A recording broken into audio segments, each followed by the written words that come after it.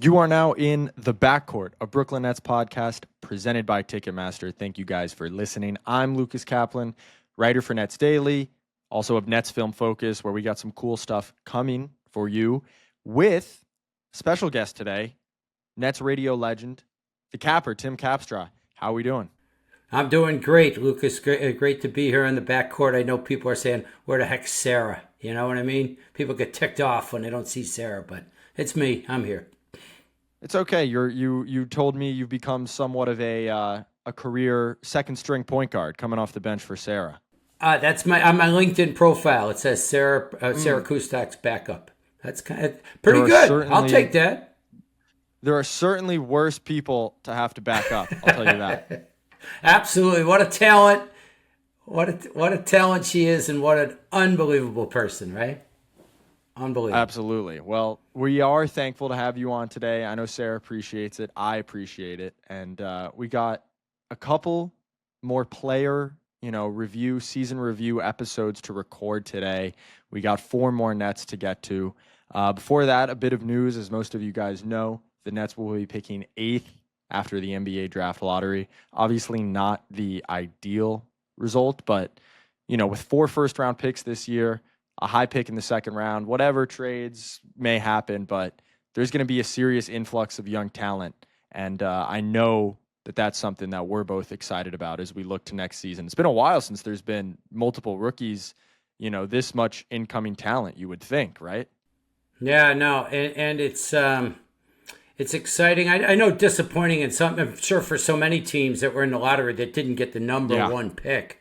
I understand that disappointment, but I've also lived through a long stretch of watching different general managers and watching the work of Sean Marks and his staff and the incredible evaluation ability that they have. So I was just excited when they have these picks. I know what they can do with them. I know it might be selecting players. It might be, figuring out what works best. There's a lot of different options, but being able to evaluate talent, not where it is right now, not necessarily just where it is right now, but where it will be in a couple of years is a skill. And I think Sean Marks and his staff absolutely have that skill, and I'm looking forward to it.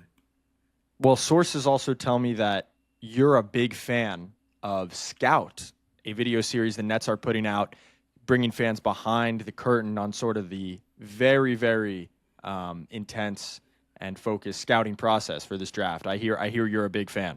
I cannot wait I watched episode 1, right? I saw the setup, and I said to myself, I walked into the office. You saw me the other day. I said, so what outside group did they get to do this? Who did they get to do this? Because no, seriously, it's like it should go right to Netflix after it's done, or whatever, a streaming service. It is fascinating to me. It is so cool, and that's pretty good access they're getting too, isn't it? I mean, you're in there, you're in the room, but everybody does stuff after it happens. They'll let people in the room. When you're in this time of the development and the philosophy and seeing the amount of people around the room and what goes into it, and then I'm looking at these different scouts saying, I remember I tried to recruit that guy. No way I was going to get him. Seriously, I got different ex-good players, ex-coaches I knew from years ago, different guys that you've heard about. And it's unbelievable what goes into it, but it's also unbelievable how important it is. It's of unbelievable critical importance. And what a show Scout is, man. I'm hooked. I cannot wait for it. And just the overall production of it was so elite. I can't believe it. And I guess it was done in-house, I guess, right? There are people in the Nets offices. That's all the Nets content team. That is all them. And they are, like you said, A24 could have done it. Could have been a De Palma. It is going to be great. I know. 2 more episodes I know. on the way. That's the first thing I said. Who put this together? It is. Oh, first of all, put it up for awards, right? I mean, because I'm a big documentary. I love docs, So the idea of I don't know. But put it out there. Get it at Sundance, will you, this winter? I'll go out there and check it out. I would love to. Listen, I hope that it illuminates for Nets fans just how much goes into the scouting process. I'm glad the work of BJ Johnson, who has done a great job heading up the scouting department over the last few years, gets to be in front of the camera. I know that's not his goal, but it's great to highlight such a valuable member of the organization. And with that, we're going to talk about a couple of guys that, I know he had a hand in. A couple of ex-Tigers, one of whom the Nets drafted, and the other of whom I know they had extensive scouting reports on because that's just what they do. And those two players are going to be Cam Thomas and Trendon Watford, a couple of ex-LSU players, as I mentioned. And we're going to start with Cam Thomas, who appeared in just 25 games this season. He played the first 18 straight and then suffered 3 separate left hamstring strains, missed a lot of time. He completed his 4th season, is going to be a restricted free agent. So between the injuries and his contract situation, there is, of course, a lot for him to figure out, get right over the summer. But when he played, he gave us some good tape to break down. 25 games isn't nothing, and he averaged 24, 3 rebounds, and 4 assists, all of which were career highs on 44, 35, 88 shooting splits. So just before we get into specifics, what did you see from Cam Thomas in year 4? What were your major takeaways, particularly when he was playing a lot consistently at the start of the season? Well, you know what my takeaway is?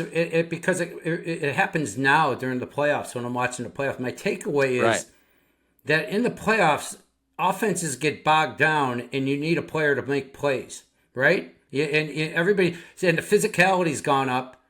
And so I think I had a greater appreciation for Cam Thomas even as I watch the playoffs right now. I appreciate an awful lot of what he does. There are times where maybe I underestimated and thought, and I still think there's conversation for a guy that's averages 24 points a game. I still think there's conversation as to exactly what he is on a high-level top 5-7 team. I think there's conversation that's okay to have. But man, when you see these teams get bogged down and the importance of a bucket getter, a guy that could just get someplace with physicality, with toughness, in the all places on the floor, including the mid-range, which becomes more valuable in the playoffs, as we watch. I like the progress that he made. I thought he was even at a higher level offensively. He used the 3 to his advantage during the year. His physicality, his ability to get to the free throw line, how tough he is. I thought his playmaking improved, and I think his defense improved. And he's got a very good career ahead of him. And I'm just curious to see, how it all plays out. Yeah, the big thing when I think about playoff basketball too is that for a player that had a career high usage rate above 30% when he played this year, he really does not turn the ball over, which is good call. Aside from the shot making, really essential when you think about guys that can handle the ball in the playoffs when defenses are loading up against you. So that's something I really also appreciate about his game. He's going to have to, though. He's going to be one of those guys that double teams come his way for the rest of his career. And his ability to handle, we saw that. We forget about early on in the season, how good he was at getting off the ball quickly. He didn't even get in trouble. He anticipated the trouble. And what greater respect can an NBA player get than being double teamed in the first quarter of games? Right? Just based on reputation. That's pretty impressive. Yeah, but teams don't even want to let him, get hot. And the way he can make pull-up jumpers against drop coverage, against softer coverage, it really has necessitated that teams are throwing doubles at him. Teams are trapping him, all that stuff.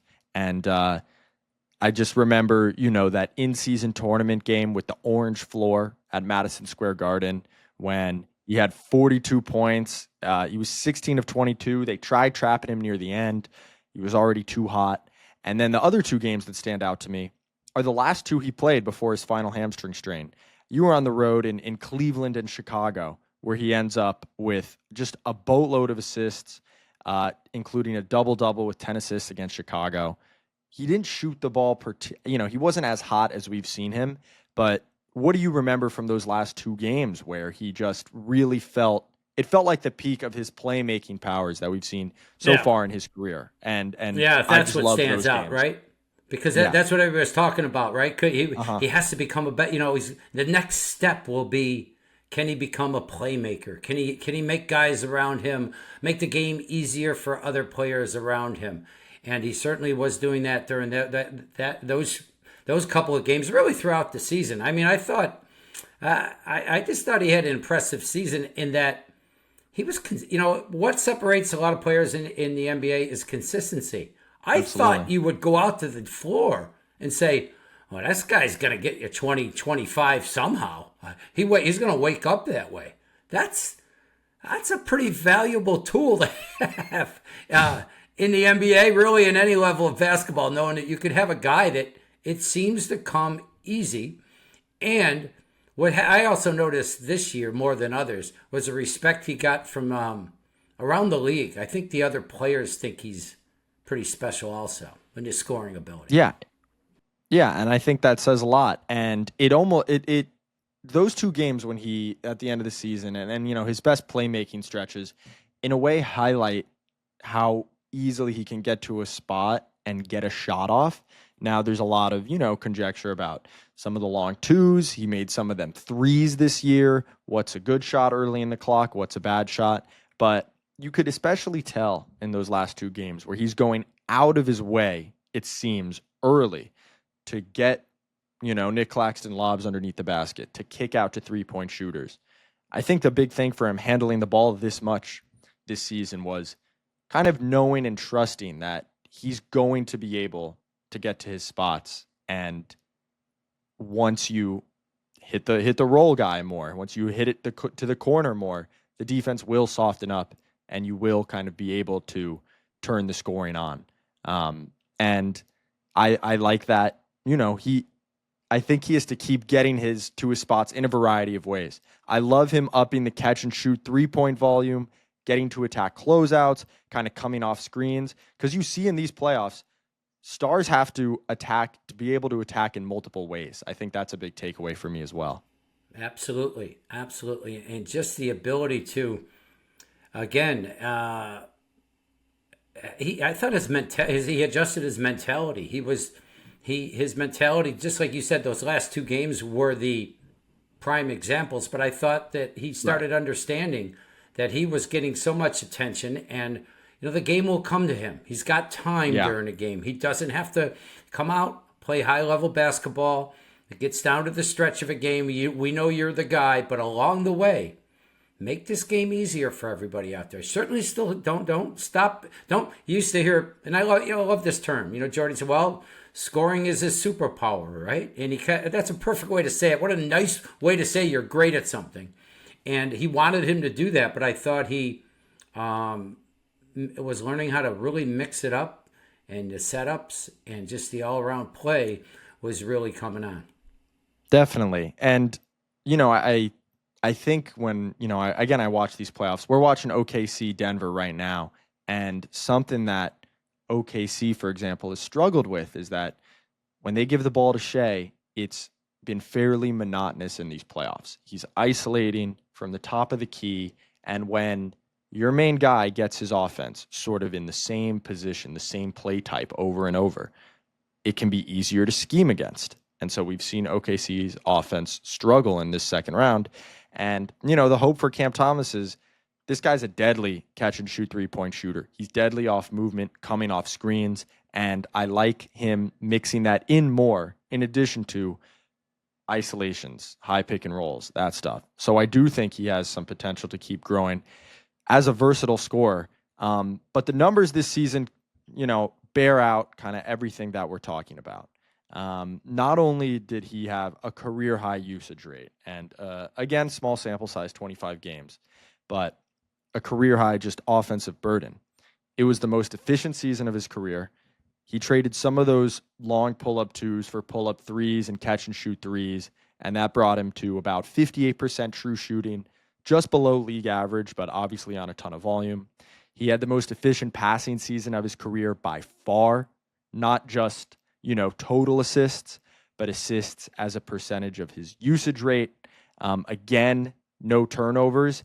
And the other thing that he continues to do is he's an elite foul drawer. He gets to the line and he makes 88% of them. So all of these underlying kind of, he's winning on the margins. You may not think of a guy that takes a lot of pull-up twos, maybe struggling to get to league average efficiency as winning on the margins, but I see that as really like, I've been hard on him in the past, talking about decision-making, this and that.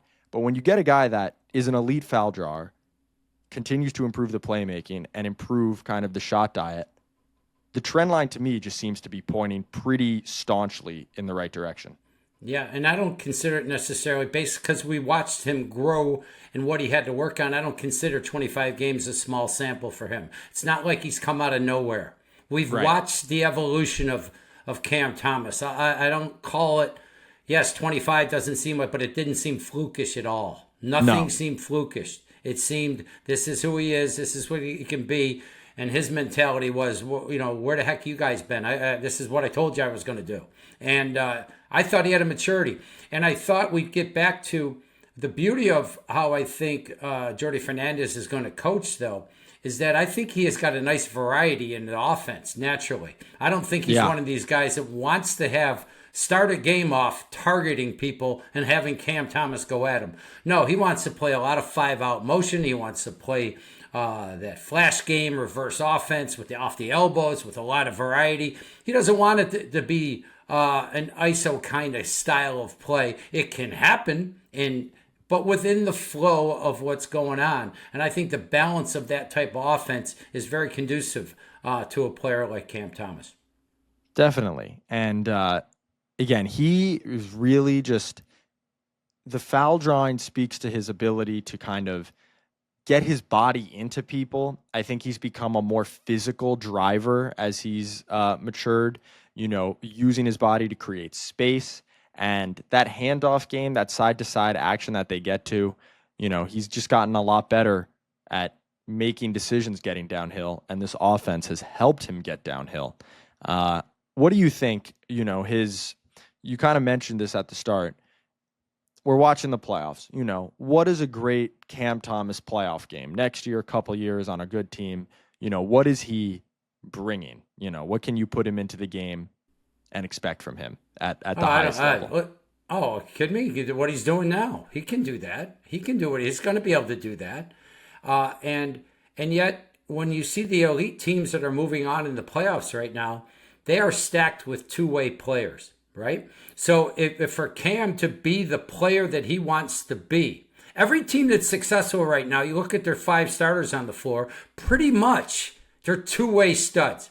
And I thought Cam made a jump defensively. I think he made a jump. But I think he probably was looking at these players and looking at the elite teams of the NBA and saying, listen, in the starting units, you don't have guys that can't go both ways and be, excellent on both ends of the floor. I thought he made strides defensively, but I think that's going to be the part of the game that he wants to keep. I'm sure the coaches will stay on him and he'll keep it. He has the athletic ability. I think he has the attention. I think he improved. I think he could be a very good defensive rebounder, right? I mean, he's got great 2-foot hop. Get back in there and get after it. And a good offensive rebound. He's a physical, strong in the air kind of guy. I think he could help teams that way also. But that, to be deep in the playoffs, I don't have any problem with him getting 30, 40. At the other side of the floor, he's going to just keep getting better at. So the team will be able to be in position to be a playoff team. Definitely. And, part of that is being, the Nets switch a lot of guard to guard stuff, non-big stuff, using his frame to body up maybe bigger guys. But obviously a lot of this is off-ball defense too, communicating, being aware. And that's always going to be a incline, learning adjustment get better, for a young player. Get better. You can get, it's hard to find natural scorers that can score like that. But you can, guys can get a lot easier to get better on defense than to find a way to get 25 points in a game. Let me tell you. And it's funny because sometimes I feel like we don't always give grace to the guys that come into the league with this natural scoring ability. I mean, it's almost a thing these days where we see all the two-way action. We see the guys that can pass the ball, and we love, these connector pieces. But it almost feels like we maybe don't value putting the ball in the bucket as much and are almost less willing to give grace to guys who this is their main skill. And then you wait for the playoffs and you're reminded of the importance of it once again. Find a guy to get a basket. Yeah, I mean, the Warriors losing Steph Curry, they certainly could have used a guy like Cam Thomas. Couldn't get a basket. The Rockets certainly could have used the great defense, great rebounding, all the stuff we're talking about. Could have used a guy to go get a bucket. Right. The one thing I wanted to end on, when I was coming across kind of researching his season, the last 2 years really for Thomas have been really shockingly similar, at least statistically, to one Jaylen Brown. I don't know how you feel about, maybe that comparison, if you see any similarities, but just in terms of where they get their offense from on the court, kind of where they like to operate. A lot of the shot profile stuff is the same. A lot of the efficiency, passing, turnover margin, all of that is the same. And, Jaylen Brown is making $50-60 million a year. I'm not saying that's Cam Thomas right now, but I'm just curious to see how you feel about that as a point of reference. Maybe not putting a ton of stock in it, but the profiles are very similar. Well, the numbers add up that way. I can't tell you I've ever thought of him and Jaylen Brown as being similar players before you said that. And yet, you're probably right. If I looked at the numbers, it'd be the same, and their areas of scoring and how they do things. And again, it's can you go to that next level? He's also Jaylen Brown though, an elite defender. They're getting back to what we talked about before. Boston, why are they so good? Well, they put 5 great defenders on the floor. There are also 5 good offensive players. You want to be a top 4, top 8, top 12 team in the NBA. That's what you want to put on the floor. Goes back to the same thing. I think he's capable of other levels on the defensive side, and then I'll start talking to him about, comparing. But I do find that interesting, and that goes to show you, it doesn't surprise me. He's a special type of a talent, and yet coaches are all about getting to that next level. You talked about playoffs. I just wanted to make the point that you have to be at that upper level on both sides of the floor to be one of those main guys. I think in the playoffs. Absolutely. I think he will. I really believe it. Guys get better. You get better in the NBA. You get the big picture. Yeah, no, and he has real skills. Yeah. I think he'll be coached up. He'll be coached up, unbelievable. Just stay healthy, and that guy is a beast, man. Right. I'm fired up about him. And he's working with real proven skills. The foul drawing is as elite as it gets in the NBA. He is a real proven shot maker, jump shooter. The turnover stuff seems real. 4 years of it now, kind of being low turnover percent on his drive. I know a lot of that is because he's trying to get a shot up on those drives, but there's a lot of strong underlying indicators. The guy turns 23, I believe, at the start of next season, 24 at the start of next season. Room to get a lot better. I know that he's a restricted free agent. I'll have to figure out this summer, but a very strong 25 games for him. The sample size may have been small, but as Capper pointed out, did not feel fluky at all.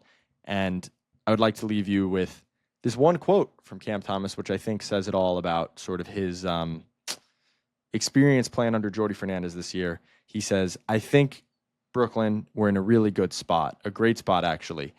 I love Jordy because I've learned a lot from him, and I can't wait to run it back next year with him if that is the case. We'll see, but it's definitely been great learning from him, and I think we are in a great spot, a great relationship. Just want to keep building that and keep growing." Kind of tracks with what we've heard all year from these guys and Cam Thomas and in this system. Absolutely. The respect that Jordy shows towards his players, I think it gets reciprocated right back to him and everybody. That's no surprise. That's how it's cool though to hear players, because he doesn't mess around either. I mean, he's coaching them up.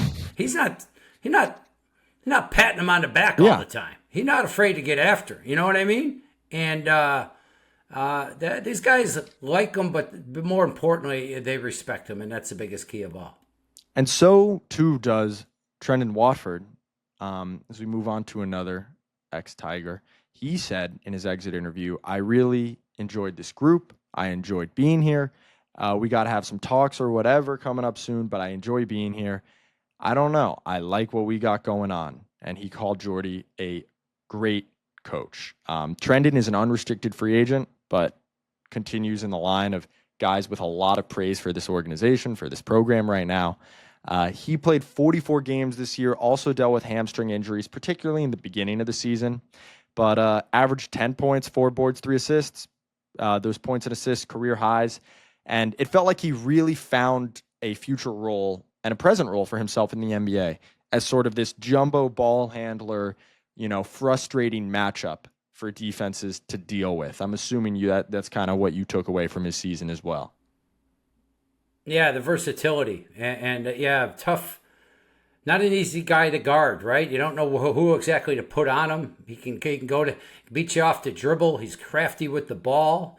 He's physical when he takes it into the paint. He's got a little shake to him at times and he'll bump you. And then, of course, I love the old school going down to the post. You can tell, you know me. I got mileage, man. You know how old I am, Luke. I love. How about late in games? Yeah, going down to the post. And then getting the ball to him and the consistency of that being a go-to play. Trendon Watford, I thought he was put in a lot of nice positions to help himself this year. I think that's a general theme I have for everybody. I think the players are going to say to themselves, man, Jordy Fernandez and his staff, they did a lot for me because they showed what I could do. And every skill that I think Trendon Watford has, was put into play this year, and he's got a lot of them. Yeah, we really saw him the Nets commit to him this idea as you handle the ball, you create offense in different ways. You have the freedom to post up smaller guys. You have the freedom to attack slower-footed guys off the dribble from the perimeter. And again, we talked about playoff guys being able to attack in multiple ways. That's certainly the promise or the potential for Trendon Watford. He had some real standout games this year. I remember that Indiana road trip where they played 2 games there, particularly in the second where a late comeback fell short. When they went to Philly, when they went to Philly and won, and he had 16 points and 6 assists, and told Gershon Yabusele that couldn't guard him late in the game. Was a pretty fun moment. And what separates to you Trendon in his best moments this season versus maybe when he struggled? As all players do.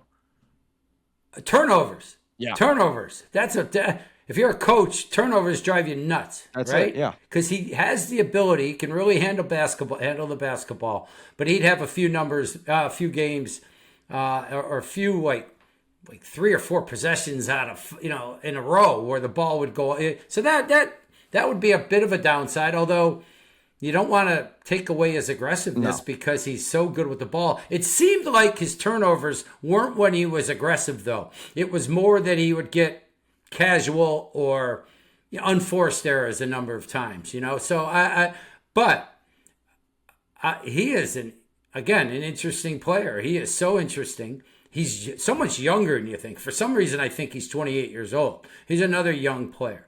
And the versatility with which he plays. I go back to, you're right, that Indiana game. He got thrown out of the game, I think, in the end. And they could have used him. Yeah. They could have used that game. And Nets would have won that game.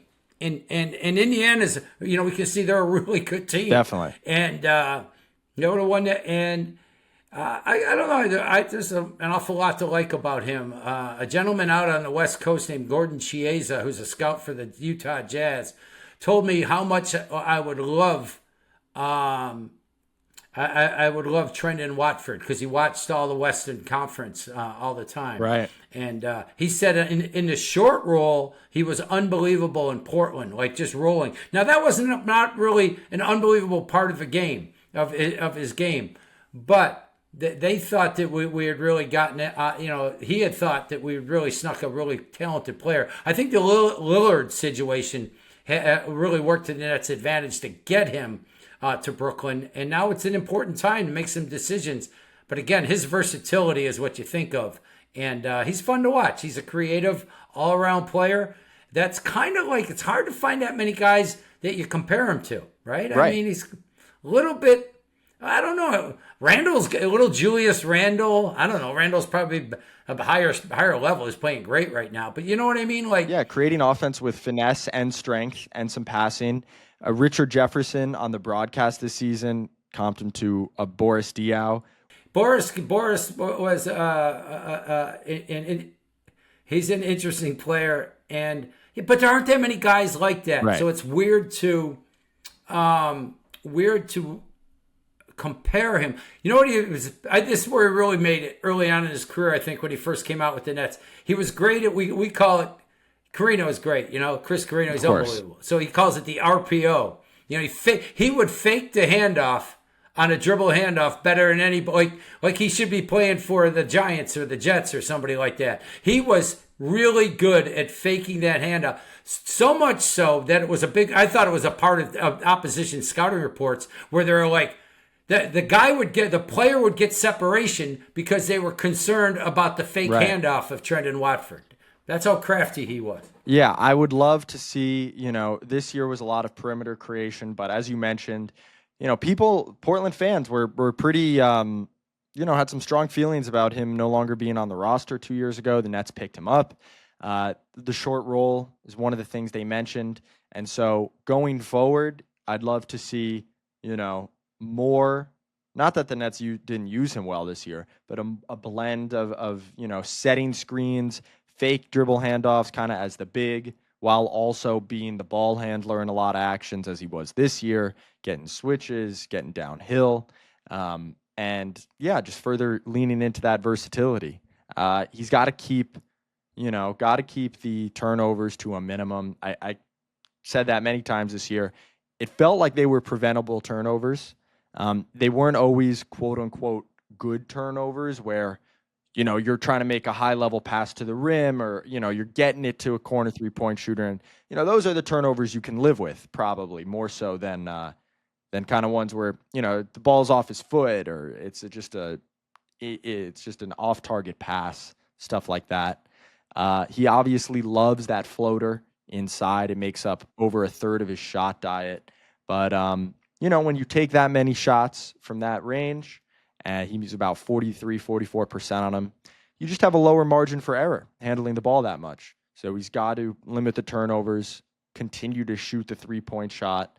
And then those are possessions that coaches want. And you do enough of that, and you get into your bag and get downhill and handle the ball. I thought his playmaking and his passing really improved towards the end of the year, especially in that Philly game. I remember he had a couple really nice reads out of the post. Yeah. Oh, I love the action they run out of the post. We talk about it, right? Yeah. You posted it. You were Bilbao. Yes. You were big on that this Bilbao action where he gets the ball in the post, and we see that we used to see that with Draymond Green with the Warriors. I think Quinn Snyder brought it from Europe years ago, and Bilbao is what it's called. It's Bilbao, Spain. So we should probably ask Jordy about that, Jordy Fernandez. But while Trendon is posting up on the block, there's action going on, curling action and screening action at the foul line area. And sometimes guys would just, instead of going to just back cut immediately, and then Trendon Watford was finding guys that way. Sometimes it really looked beautiful when Cam Johnson would come out and be in vision and then knock down a shot. So he's almost like down there as a quarterback, kind of reading the situation, almost like a point guard in a post.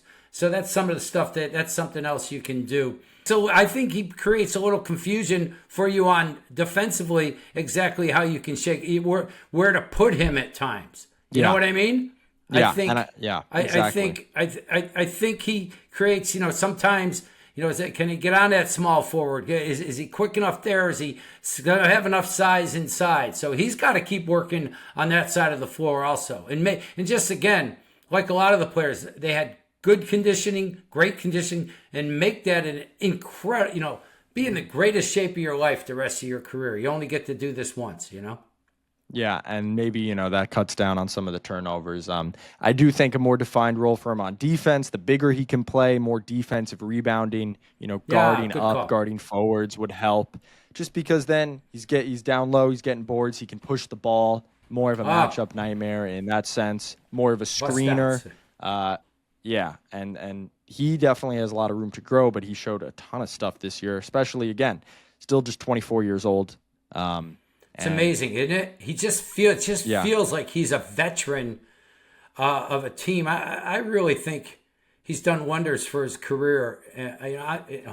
Maybe he's with the Nets. I'm not really sure, but that's what I'm happy about for these guys. I think their careers are all heading in the right direction. And, a team's got to make decisions. Players got to make decisions. Who knows where people? I don't know, but I know one thing. Just like me and you, right? What do we want in our lives? An opportunity, a chance. These guys all got that this year, and I thought they were lucky and to have great coaching that allowed them to show themselves in the best way. And that's a great lead-in for the next episode that we are going to record. Not to spoil it, but a guy or two that got a ton of opportunity this year.